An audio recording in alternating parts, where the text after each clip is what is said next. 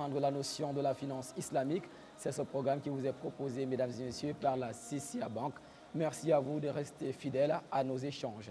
Et alors, dans cet épisode, nous allons aborder un autre point, une autre thématique. Il s'agit de la notion de contrat en islam, notamment avec le focus fait sur la murabaha, mais également ijara et bien d'autres points qui seront choisis par la volonté intellectuelle de notre invité, Imam Mohamed Ali Bayro, juriste consulte et expert en finance islamique. Imam, assalamu alaikum wa rahmatullahi wa barakatuh. Bismillah ar-Rahman ar-Rahim, alhamdulillah rabbil alamin, wa sallallahu ala nabil karim. Évidemment, mon frère Khalid, il y a toute une panoplie, n'est-ce pas, de contrats, voire de produits qui permettent, n'est-ce pas, aux clients de pouvoir avoir accès ou réaliser ces projets sans prendre ou contracter un crédit avec intérêt usuraire. On a le cas de Murabaha qui est utilisé à plus de 57%, voire plus dans la finance islamique, car c'est un produit prisé qui est flexible, qui permet, n'est-ce pas, au client d'avoir ou d'acheter ou d'avoir accès à son produit sans pour autant prendre un crédit usuraire. Dans ce cas, on l'appelle Murabaha, c'est achat-vente. Achat d'un article par la banque et qui revend ça à son client en mettant son bénéfice. Et c'est ça qui est permis en islam. Ainsi donc, on l'appelle généralement un contrat tripartite. Pourquoi? Parce qu'il faut 3 personnes dans le cas du Murabaha qui permet à ce que ce contrat soit effectif. Comment cela ça marche? En fait, lorsqu'une personne a besoin d'un article bien défini, par exemple, une personne qui veut un véhicule, je prends un exemple, ou bien qui veut acheter, pourquoi pas une maison même, c'est possible, avec le cas de Murabaha, n'est-ce pas, dans l'immobilier, ou n'est-ce pas, la banque, n'est-ce pas, peut facilement l'aider à réaliser cela en achetant et en lui revendant. Il va payer par échelonnement, comme on le dit, ou à tempérament, comme on le dit. Il y a également un client qui peut venir, je prends le cas local, il veut un tricycle, ok, il peut faire comment? Certes, dans le cas des véhicules ou des tricycles, à un autre niveau, c'est en tant que conseiller, en même temps, on conseille à la banque d'aller avec le ijara, parce que là, ça sécurise, n'est-ce pas, la banque par rapport au matériel qu'ils revendent, ce qu'on appelle le leasing ou la location, n'est-ce pas, vente. Certes, le leasing, on va en parler, mais je prends le cas de Murabaha qui est plus facile, flexible, qui permet, n'est-ce pas, à tout un chacun de pouvoir acheter ce qu'il veut et que la banque reprend. Je prends un exemple pour un client. Un client qui est peut-être un fonctionnaire, qui a son compte à la banque et qui aimerait avoir un véhicule, ça peut se faire dans le cas de Murabaha pour un client qui a un compte domicilié à la banque, sachant que son salaire passe par la banque et la banque peut diminuer, n'est-ce pas, le montant d'achat d'une manière échelonnée. Là, le client peut aller chez un concessionnaire, choisir la marque de voiture qu'il aimerait avoir et remettre à la banque la proforma. La banque étudie et s'entend avec le concessionnaire, signe un contrat avec le client et signe une promesse d'achat qu'il le fera lorsque la vente, n'est-ce pas, lorsque la voiture sera achetée. Ainsi donc, la banque ayant une garantie qui est ferme, qui est le fait que le salaire de ce dernier passe par la banque, ça pousse donc la banque à lever les fonds pour acheter la voiture en son nom. La banque l'achète en son nom, parce qu'en islam, on ne vend pas ce qu'on ne possède pas. Ça permet donc à la banque de vendre, n'est-ce pas, d'acheter la voiture, même si c'est 10 millions, 15 millions, et de remettre son bénéfice, si c'est 5 millions, ça devient 20 millions, et vend donc au client la voiture qu'il a achetée à 15 millions, à 20 millions, parce que c'est licite, il l'a achetée, ça l'appartient, et il met son bénéfice. C'est ce qu'on appelle murabaha, al-ribh. Il met un bénéfice. Et l'islam a permis cela, n'est-ce pas, dans plusieurs versets dans le Coran, où Allah parle, n'est-ce pas, de cela. Également, dans le cas de Murabaha, comme je l'ai dit, il est plus flexible. Vous allez le trouver dans plusieurs cas, dans plusieurs scénarios. Je prends un autre exemple pour vous expliquer le cas de Murabaha. Mathalan, nous avons quelqu'un qui aimerait, avoir un ravitaillement. Par exemple, il y a le riz ou bien du sucre. C'est quelqu'un qui se bat dans la vente en gros du riz et du sucre, des denrées alimentaires. Cette personne peut se rendre à la banque pour être accompagnée par la banque, surtout en période d'intense, par exemple la période de récolte, pour pouvoir acheter et revendre.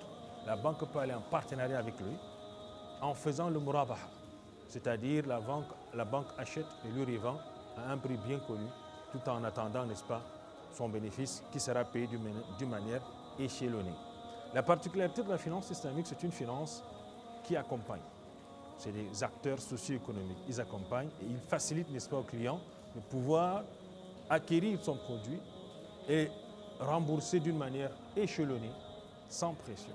Et également, tient compte des intempéries, tient compte des événements de fois qui sont naturels, qui peuvent survenir d'une manière, comme on a dit, aléatoire. La banque tient compte, n'est-ce pas, de ces phénomènes et ne changera pas le prix, même s'il y a un accident quelconque qui arrive, tout en sachant que si un phénomène naturel, c'est involontaire, ça ne va pas pousser l'argent à accoucher l'argent. On va rester toujours sur le même prix et le même bénéfice qui était alloué, n'est-ce pas, au client, tout en cherchant, n'est-ce pas, la solution, comment avancer. Et une autre information également, les financements des produits islamiques doivent être également assurés. D'où on parle de takaful. Ce qu'on appelle takaful shar'i, c'est une forme, n'est-ce pas, d'assurance islamique qui permet, n'est-ce pas, d'accompagner les gros financements, n'est-ce pas, qui sont effectués par la banque. Et tout cela, c'est des projets, n'est-ce pas, qu'il faudrait mettre sur la table. CCA Bank adresse son soutien et ses encouragements à la communauté musulmane en ces 10 derniers jours du Ramadan. Ramadan Karim. Le Murabaha, comme je l'ai dit, il est plus flexible, il est utilisé à plus de 57% dans la finance islamique sur plusieurs angles, pour accompagner les startups, dans l'agroalimentaire, même jusqu'au niveau agricole, pour vendre les intrants à certains agriculteurs pour pouvoir les aider à s'en sortir. Nous avons certaines banques agricoles qui le font dans les pays où ils font la finance islamique.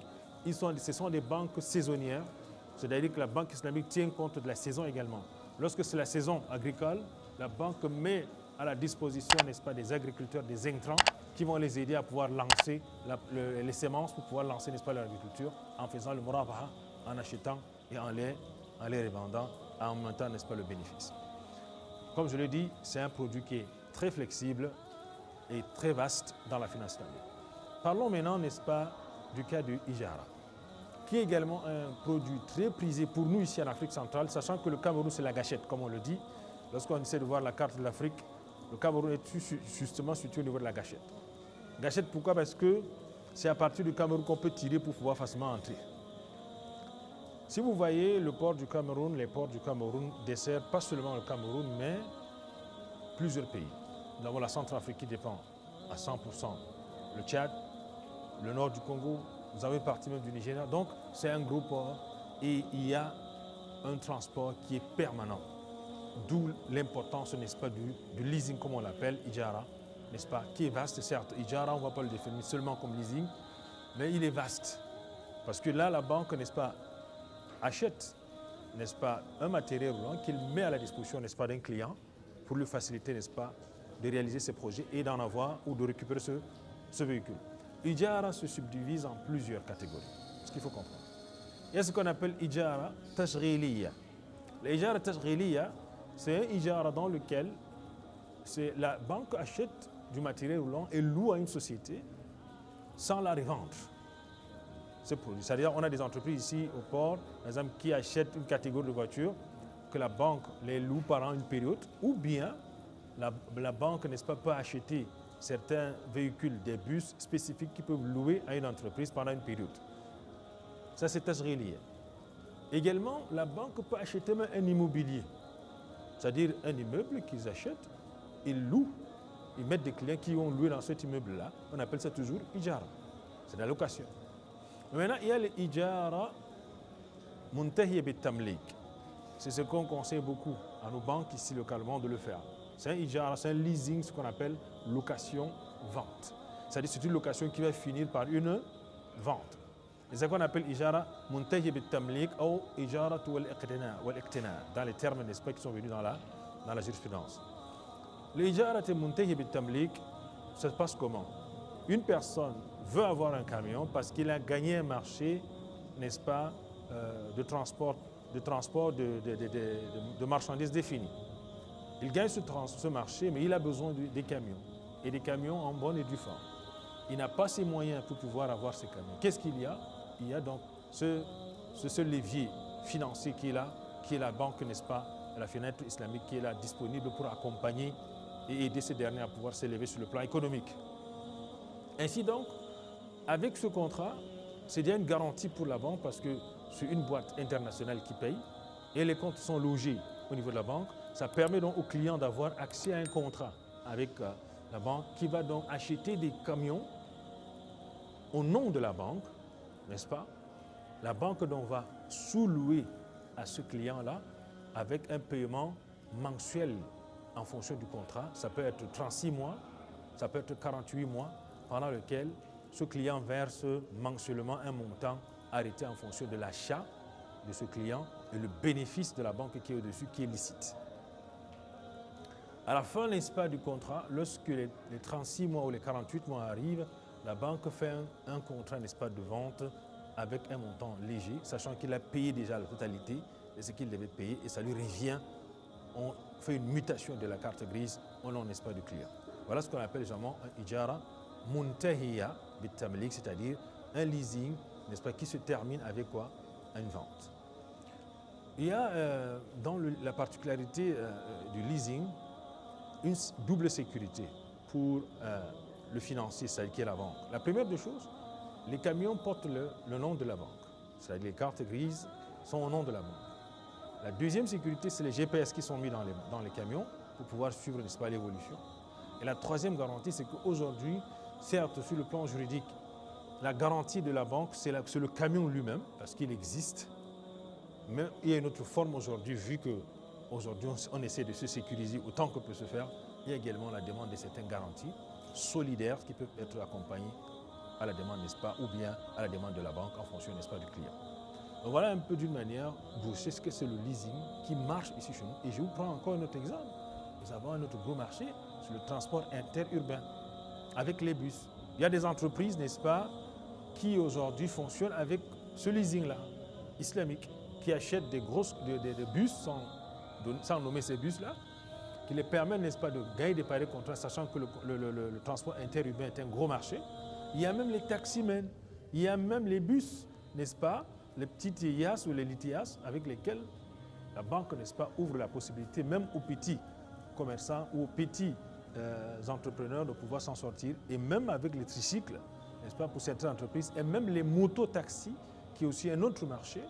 C'est-à-dire, il y a des facilités qu'on peut le faire avec le ijara muntahiya bitamlik, c'est acheter les motos, ce qu'on appelle contrat-vente avec les motos, n'est-ce pas, pour faciliter, n'est-ce pas, aux jeunes débrouillards à pouvoir, n'est-ce pas, s'en sortir dans la vie. Donc, on a toute une panoplie de possibilités avec ces différents produits qui sont flexibles et qui sont à la portée, n'est-ce pas, de toute la communauté, voire de toute la nation, et ça répond favorablement et véritablement aux besoins, n'est-ce pas, de la société. Merci, Imam, de ces éclaircies. Merci également à vous, mesdames et messieurs, de nous rester fidèles dans cette chronologie de propositions des points liés à l'explication explicite de la finance islamique. Nous vous donnons rendez-vous pour l'épisode 5.